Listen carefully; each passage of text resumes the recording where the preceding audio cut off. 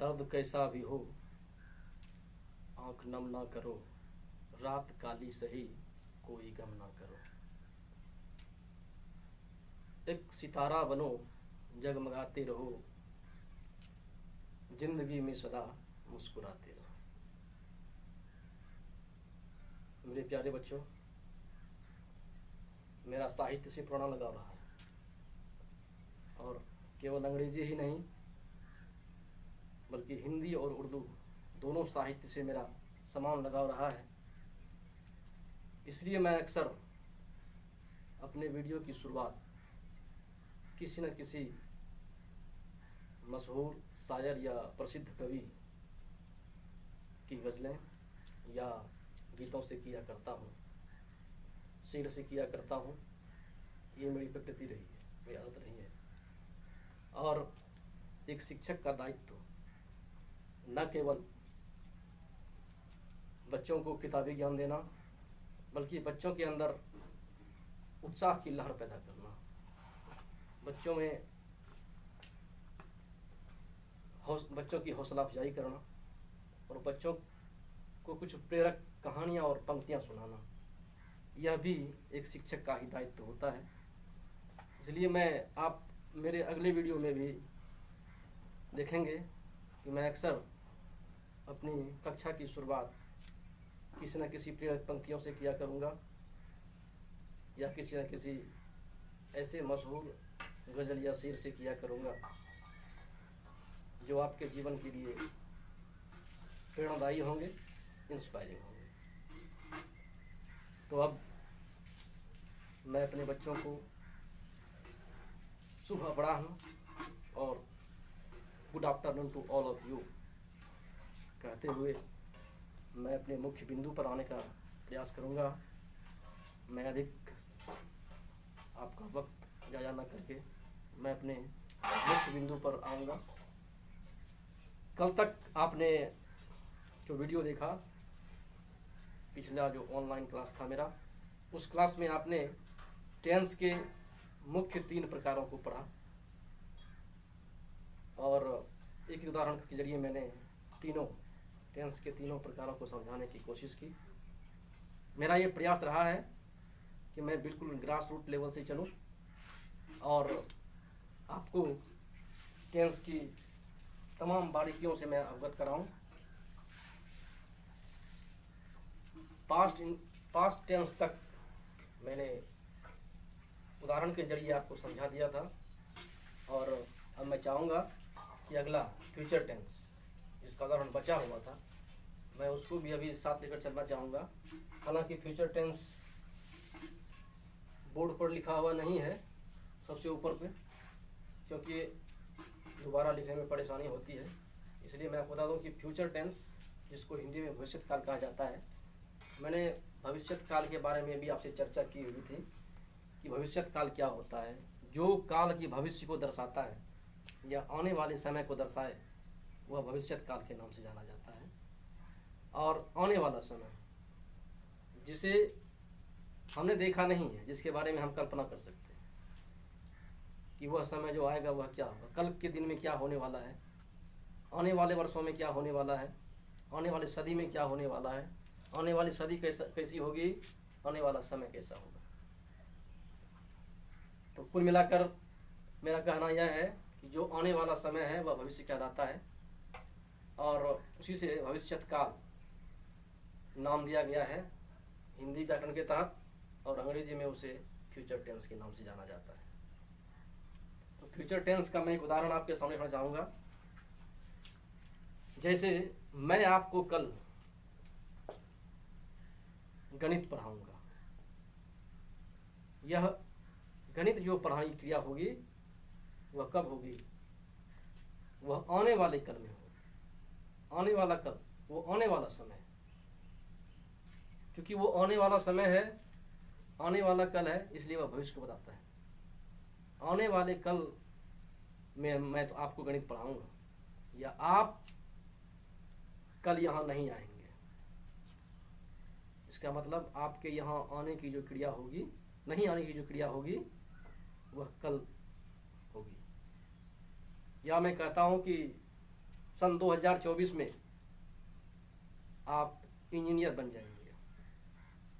इसका मतलब है ये आने वाले आपके भविष्य को दर्शा रहा है यह वाक्य, कि आप आने वाले समय में इंजीनियर बन सकते हैं। तो मैं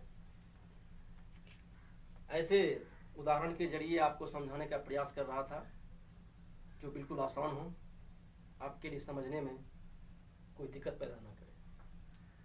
तो अब तक आपने टेंस के जो बेसिक 3 मुख्य प्रकार होते हैं उनके बारे में जान लिया एक उदाहरण के जरिए। अब मुझे लगता है कि अब टेंस के जो उप प्रकार होते हैं, सब टाइप्स होते हैं, उसकी ओर हमें चलने की आवश्यकता है। तो सब टाइप्स में प्रत्येक टेंस के 4 सब टाइप्स होते हैं। आप बिल्कुल बोर्ड पर नज़र डालें तो आपको लिखा हुआ मिलेगा कि every type of tense has 4 sub types. Every type of tense, tense के प्रत्येक प्रकार के 4 उप प्रकार होते हैं। सब टाइप्स, सब मतलब उप, टाइप्स मतलब प्रकार, टाइप मतलब प्रकार, तो उप प्रकार। मुख्य प्रकार 3 थे और प्रत्येक तीनों प्रकार के टेंस के 4 उप प्रकार होते हैं, सब टाइप्स होते हैं। आपने पहला टेंस पढ़ा हुआ था present tense.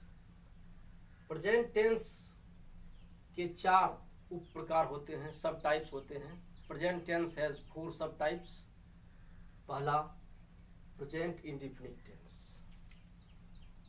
Present indefinite tense, अगर आपको स्पेलिंग कुछ अस्पष्ट नजर आ रहा हो तो मैं आपको बता देना चाहूंगा कि PRESENT present, INDEFINITE indefinite tense, TENS, present indefinite tense. इस प्रेजेंट इंडेफिनिट टेंस को आजकल मॉडर्न इंग्लिश में लोग सिंपल टेंस, सिंपल पास्ट के रूप में भी जानते हैं, सिंपल प्रेजेंट के रूप में, सिंपल प्रेजेंट के रूप में। तो आप प्रेजेंट इंडेफिनिट टेंस को सिंपल प्रेजेंट भी कह सकते हैं या लिख सकते हैं। Simple present, simple present. आप प्रेजेंट इंडेफिनिट टेंस को सिंपल प्रेजेंट के नाम से भी पुकार सकते हैं। यह present indefinite tense simple tense के, सिंपल प्रेजेंट के नाम से भी जाना जाता है।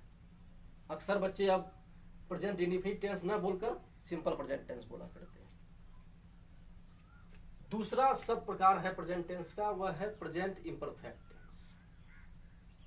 प्रेजेंट इम्परफेक्ट टेंस, जिसे हम मॉडर्न इंग्लिश में या कहा जाए कि आधुनिक भाषा में, अंग्रेजी की आधुनिक भाषा में हम प्रेजेंट कंटिन्यूअस टेंस भी कहा करते हैं। प्रेजेंट कंटिन्यूअस टेंस, तो इसे हम या के रूप में प्रेजेंट कंटिन्यूअस टेंस कह सकते हैं। Present continuous.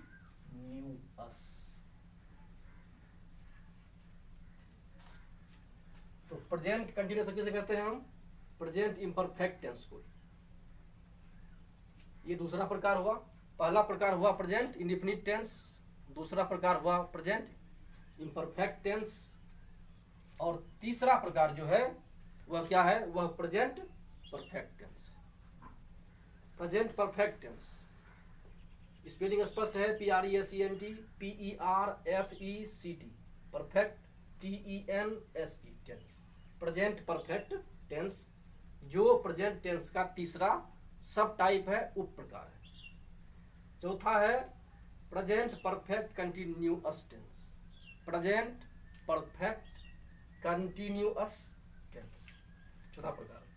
यह प्रेजेंट टेंस का चौथा सब टाइप या उप प्रकार क्या हुआ? Present perfect continuous tense. तो ये चारों प्रेजेंट टेंस के सब टाइप्स थे। क्या थे? सब टाइप्स, उप प्रकार। ये चारों प्रेजेंट टेंस के उप प्रकार।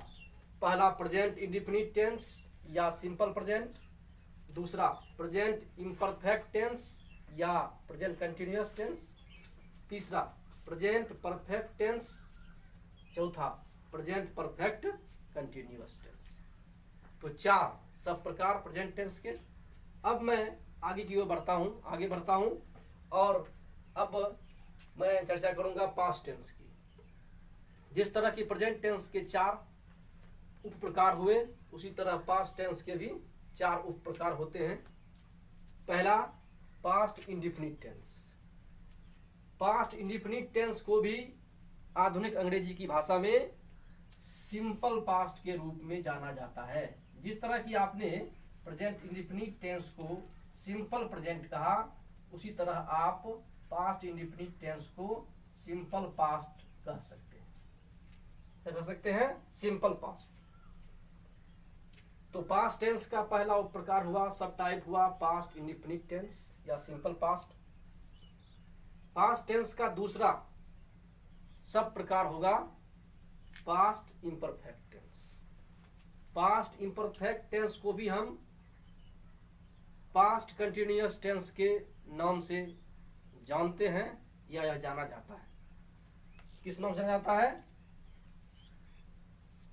पास्ट कंटिन्यूअस के नाम से। जिस तरह की आपने प्रेजेंट इम्परफेक्ट टेंस को प्रेजेंट कंटिन्यूअस के नाम से जाना, उसी तरह पास्ट इम्परफेक्ट टेंस को आप पास्ट कंटिन्यूअस के नाम से जानते हैं, जान सकते हैं और बोल सकते हैं।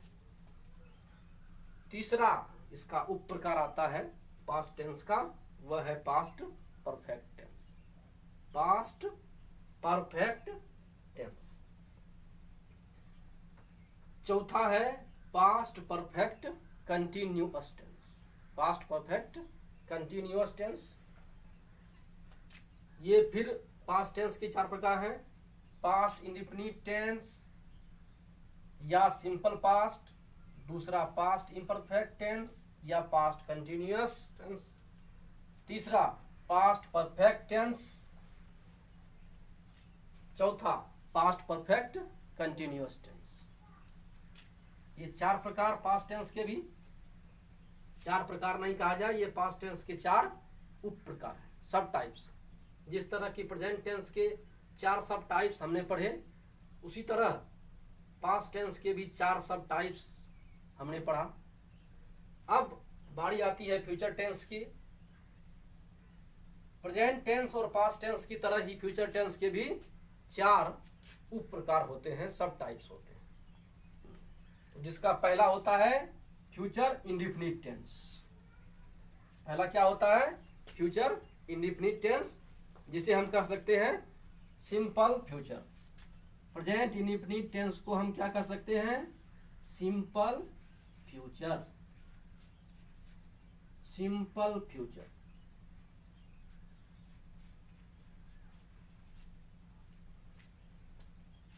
फ्यूचर टेंस का दूसरा सब प्रकार है future imperfect tense. Future imperfect tense, जिसे हम कह सकते हैं फ्यूचर कंटिन्यूअस। जिसे हम कह सकते हैं फ्यूचर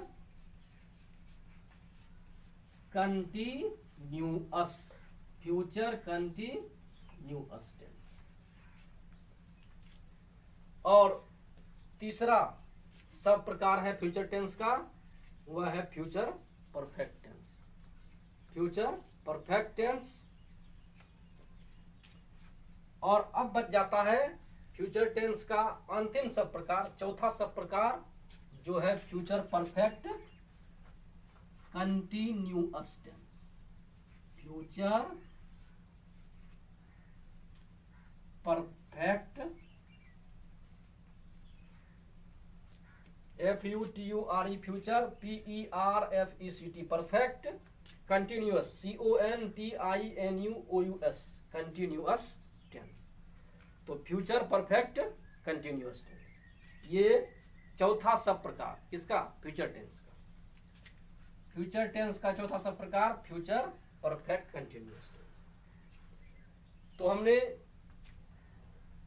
टेंस के जो बेसिक या कहा जाए मूल प्रकार थे, उनके चारों उप प्रकार के बारे में हमने यहाँ पर पढ़ा, चर्चा की हमने।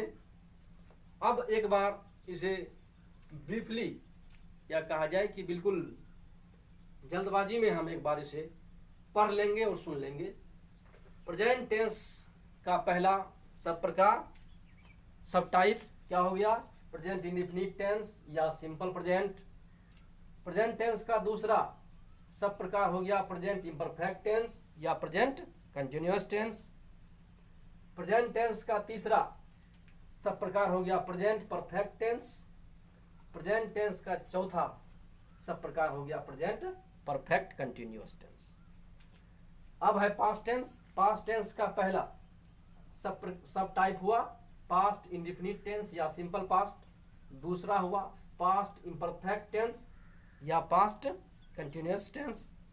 तीसरा हुआ पास्ट परफेक्ट टेंस या नहीं, इसे केवल एक ही नाम से जाना जाता है, पास्ट परफेक्ट टेंस के नाम से ही। और पास्ट टेंस का चौथा प्रकार हुआ पास्ट परफेक्ट कंटिन्यूअस टेंस। अब फ्यूचर टेंस बचता है। तो फ्यूचर टेंस का भी पहला सब टाइप है फ्यूचर इंडेफिनिट टेंस या सिंपल फ्यूचर। दूसरा सब टाइप है फ्यूचर इम्परफेक्ट टेंस या फ्यूचर कंटिन्यूअस टेंस।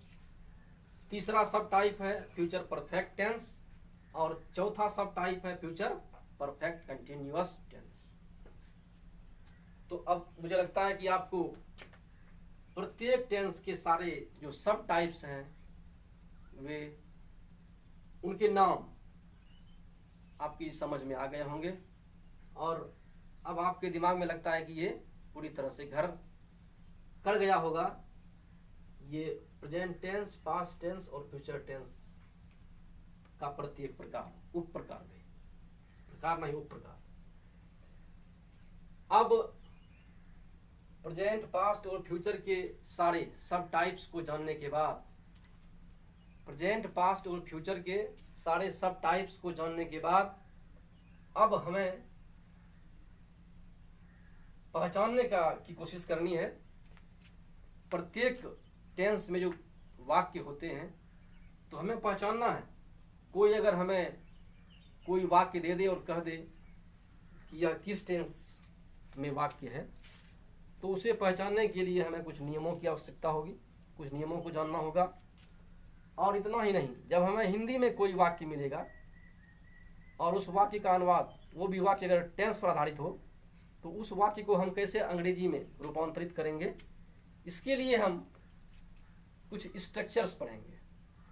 जिन स्ट्रक्चर्स पर, जिन संरचनाओं की सहायता से हम हिंदी के वैसे वाक्य जो टेंस पर आधारित होंगे उनका हम अंग्रेजी अनुवाद कर पाएंगे। तो प्रेजेंट टेंस, पास्ट टेंस और फ्यूचर टेंस, इन तीनों मुख्य प्रकारों, टेंस के तीनों मुख्य प्रकारों का एक एक उदाहरण हम पहले समझ चुके हैं मोटे तौर पर। अब प्रत्येक टेंस के प्रत्येक सब टाइप्स को हम उदाहरण के जरिए समझेंगे और उदाहरण के जरिए समझने के बाद हम यह पहचान जाएंगे अंग्रेजी में यह वाक्य किस टेंस में है। सबसे अधिक जरूरी है कि हम पहचान जाएं कि यह जो वाक्य है यह किस टेंस में है, प्रेजेंट इंडेफिनिट टेंस में है या पास्ट इम्परफेक्ट टेंस में है या फ्यूचर परफेक्ट कंटिन्यूअस टेंस में है। इसे पहचानना बेहद आवश्यक है हमारे लिए, हमारे सारे छात्र छात्राओं के लिए। तो मैं बता दूं कि present indefinite tense, present indefinite tense के तहत वे वाक्य आते हैं, वे हिंदी वाक्य आते हैं जिन हिंदी वाक्यों की मुख्य क्रियाओं का समापन ता है, ती है, ते हैं, ता हूं इत्यादि से होता हो। तो प्रेजेंट इंडेफिनिट के टेंस के तहत वे हिंदी वाक्य आते हैं जिन हिंदी वाक्यों में मुख्य क्रियाओं का समापन ता है, ती है, ते हैं, ता हूं इत्यादि से होता हो। अब मैं इस टेंस के एक वाक्य आपको बताता हूं, आपके सामने रखता हूं। वाक्य है कि मैं प्रत्येक दिन सुबह में नाश्ता करता हूं। मैं प्रत्येक दिन सुबह में नाश्ता करता हूं। इस हिंदी वाक्य में आप देख रहे हैं कि मुख्य क्रिया नाश्ता करना के अंत में ताहू लगा हुआ है। करता हूं, करना में क्या लगा हुआ है? करता हूं। करना क्रिया है, इसमें ताहू लगा हुआ है। करता हूं। मैंने क्या कहा था आपको? मैंने कहा था कि प्रेजेंट इंडेफिनिट टेंस के तहत वे हिंदी वाक्य आएंगे जिन हिंदी वाक्यों में मुख्य क्रियाओं का समापन ता है, ती है, ते है, ताहू इत्यादि से हो।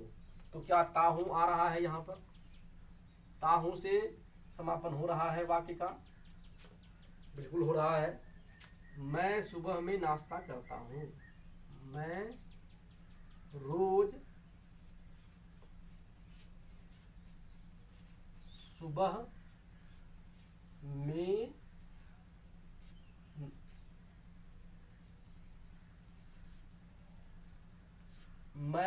सुबह में नाश्ता करता हूँ। यहाँ स्पष्ट है ताहू। अगर मैं कह दूं कि आप रोज सुबह में नाश्ता करते हैं तो क्रिया के अंत में क्या आ जाता है? ते हैं। ठीक। अगर मैं कह दूं कि तुम्हारा भाई प्रत्येक दिन 1 गिलास दूध पीता है तो इस हिंदी वाक्य की जो मुख्य क्रिया है उस मुख्य क्रिया के अंत में क्या आ रहा है? ता है। ठीक। तो ता है, ती है, ते है। जैसे मेरी माँ सुबह सुबह चाय पीती है। इस वाक्य में आप क्या देख रहे हैं कि इस हिंदी वाक्य में जो मुख्य क्रिया है उस मुख्य क्रिया का जो समापन हो रहा है वह ती है से हो रहा है। इसका मतलब है कि यह वाक्य किस टेंस में है? प्रेजेंट इंडेफिनिट टेंस में। तो जिन हिंदी वाक्यों की मुख्य क्रियाओं का समापन ता है, ती है, ते है, ताहू इत्यादि से हो वे हिंदी वाक्य प्रेजेंट इंडेफिनिट टेंस के अंतर्गत आएंगे। अब ये तो पहचान के नियम हो गए कि आपने उन हिंदी वाक्यों को पहचान लिया जिन हिंदी वाक्य को प्रेजेंट इंडेफिनिट टेंस की श्रेणी में रखा गया है। अब आती है बात कि आप इसे कैसे बनाएंगे। कहने का मतलब है कि आप इसका ऐसे हिंदी वाक्यों का अंग्रेजी रूपांतरण कैसे करेंगे, अंग्रेजी अनुवाद कैसे करेंगे। तो इसके लिए आपको सहायता पड़ेगी किसकी? स्ट्रक्चर की। आपको स्ट्रक्चर दिया जाएगा, एक संरचना दी जाएगी, एक बनावट दी जाएगी जिसके जरिए या जिसकी सहायता से आप उन हिंदी वाक्यों का आराम से अंग्रेजी में अनुवाद कर पाएंगे। तो प्रत्येक जितने भी उप प्रकार हैं, प्रत्येक उप प्रकार की मैं बारी बारी से व्याख्या करूंगा और उस सब प्रकार की, सब टाइप की व्याख्या के तहत 2 बातें शामिल होंगी, 2 चीजें शामिल होंगी। वो ये पहला नंबर पहचान के नियम या पहचान का नियम, दूसरा नंबर बनावट स्ट्रक्चर। और स्ट्रक्चर केवल एक तरह के वाक्य का नहीं होगा बल्कि उसके तहत कम से कम 4 तरह के वाक्य होंगे। 4 तरह के वाक्यों की संरचना मैं आपको बताऊंगा जो प्रेजेंट इंडेफिनिट टेंस के अंतर्गत आते हैं। उसके तहत शामिल मैं करूंगा अफर्मेटिव सेंटेंस, जिसे हम हिंदी में कहते हैं स्वीकारात्मक वाक्य, निगेटिव सेंटेंस जिसे हम हिंदी में कहते हैं नकारात्मक वाक्य, इंट्रोगेटिव सेंटेंस जिसे हम हिंदी में कहते हैं प्रश्नसूचक वाक्य, और एक वाक्य आएगा इंट्रोगेटिव प्लस निगेटिव सेंटेंस, जिसे हम हिंदी में कहते हैं प्रश्न सूचक नकारात्मक वाक्य। इन 4 तरह के वाक्यों की संरचना मैं आपको बताऊंगा प्रेजेंट इंडेफिनिट टेंस के तहत या सिंपल प्रेजेंट टेंस के तहत। तो अगर मैं मान लीजिए कि मैं इस वाक्य का अनुवाद करता हूं कि मैं रोज सुबह में नाश्ता करता हूं, तो इसके लिए मैंने क्या किया, मैं आपको इसका अनुवाद कर देता हूं, उसके बाद मैं बताऊंगा कि मैंने किस स्ट्रक्चर का सहारा लिया। क्या करने के लिए, इस हिंदी वाक्य का अंग्रेजी में रूपांतरण करने के लिए, अनुवाद करने के लिए। तो मैं पहले अनुवाद यहां पर कर देता हूं अंग्रेजी में। I take breakfast, I take breakfast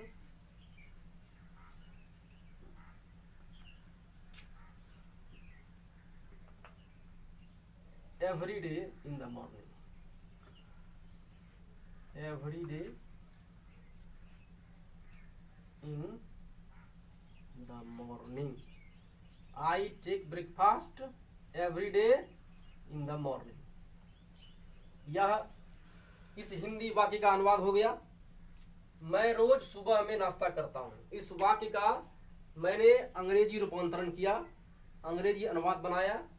I take breakfast every day in the morning. मैंने कैसे बनाया, मैंने किस स्ट्रक्चर की सहायता ली, मैंने किस बनावट के तहत इसे बनाया। कोई मनमाने ढंग से अनुवाद नहीं कर सकता है, इसीलिए एक स्ट्रक्चर तय किया गया है, जो वैयाकरण है, जो अंग्रेजी के प्रसिद्ध या कहा जाए फेमस जो प्रोमिनेंट ग्रामेरियन हैं, उन्होंने एक पैमाना तय किया है, एक स्ट्रक्चर तय किया है, एक संरचना तय की है, जिसके तहत कि वाक्यों का अनुवाद किया जाता है। तो चूंकि यह वाक्य प्रेजेंट इंडेफिनिट टेंस पर आधारित है हिंदी का, तो इसके अनुवाद के लिए जो स्ट्रक्चर लिया गया, जिस स्ट्रक्चर की सहायता ली गई, वो स्ट्रक्चर क्या है, मैं आपको बता देता हूं कि पहला सब्जेक्ट, जिसे हम एस से यहां पर मैं इंडिकेट कर रहा हूं।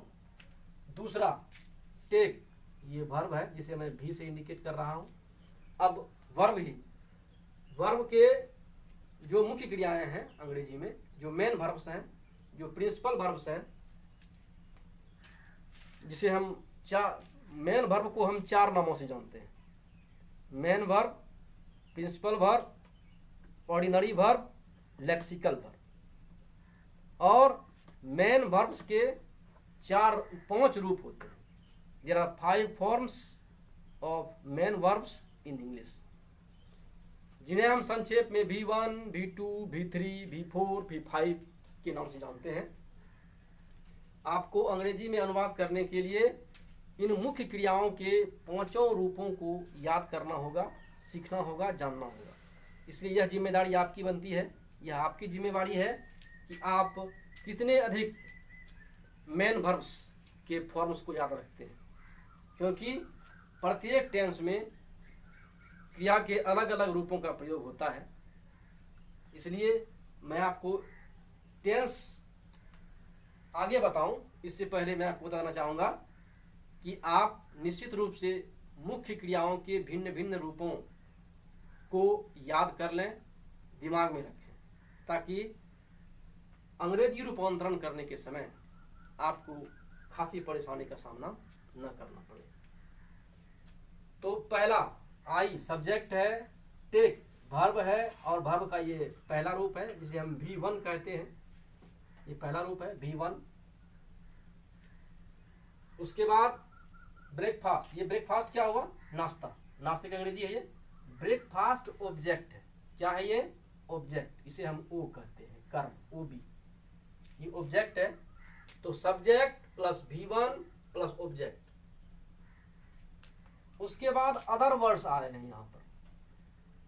अदर वर्ड्स में क्या है, अन्य शब्दों में सुबह में और प्रत्येक दिन। तो प्रत्येक दिन, एवरी डे, मैं प्रत्येक दिन नाश्ता करता हूं। I take breakfast every day, यहाँ तक अनुमान बन गया। अब अदर वर्ड्स में है इन द मॉर्निंग, सुबह में। तो मैं प्रत्येक दिन सुबह में नाश्ता करता हूँ, या मैं रोज सुबह में नाश्ता करता हूँ। यहाँ पर आप यह भी लिख सकते हैं एवरी जगह डेली, एवरीडे के स्थान की जगह पर आप डेली वर्ड का भी यूज कर सकते हैं, गलत नहीं होगा। अगर कोई अनुवाद बनाता है I take breakfast in the morning daily, तो उसका यह अनुवाद भी सही होगा, क्योंकि अदर वर्ड्स के तहत हम थोड़ा सा जगह परिवर्तन भी कर सकते हैं, उसके लिए कोई एक फिक्स जगह नहीं बनी हुई है। जैसे अगर मैं कह दूं कि I take breakfast in the morning every day, तो मेरा वह अनुवाद भी सही होगा। और अगर मैं कहता हूं कि I take breakfast in the morning daily, तो मेरा यह अनुवाद भी सही होगा। और जो अनुवाद मैंने प्रोसेसन जो मैंने I take breakfast every day in the morning board पर लिखा हुआ है, वह अनुवाद भी पूरी तरह से सही है, क्योंकि मैं बिल्कुल ग्रामरियन के द्वारा बनाए गए स्ट्रक्चर को फॉलो कर रहा हूं।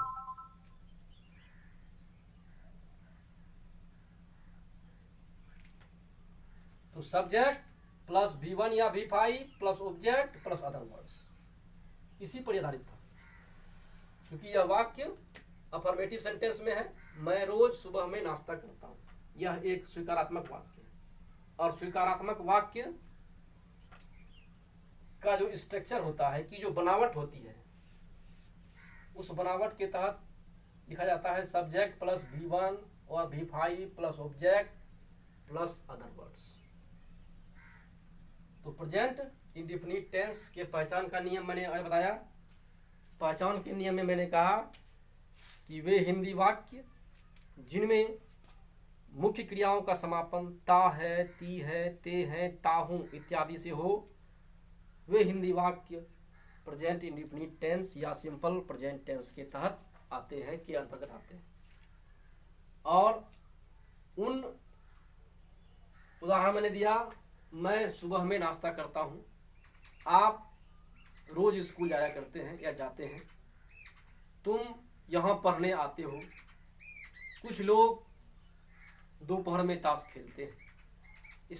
इन सारे वाक्यों में आपने देखा, इन सारे के सारे वाक्यों में जो मुख्य क्रियाएं हैं उनका समापन ता है, या ती है, या ते हैं, या ताहू से हो रहा है।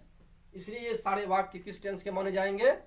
ये सारे वाक्य प्रेजेंट इंडेफिनिट टेंस के माने जाएंगे या सिंपल प्रेजेंट टेंस के माने जाएंगे। और अब बात बचती है, इन वाक्यों में भी हमें यह निर्धारित करना होगा, तय करना होगा कि यह वाक्य, अमुक वाक्य जो है, यह कौन सा है? यह स्वीकारात्मक है, या यह नकारात्मक है, या यह प्रश्न बोधक वाक्य है, या यह प्रश्न बोधक नकारात्मक वाक्य है। तो सबके लिए अलग अलग स्ट्रक्चर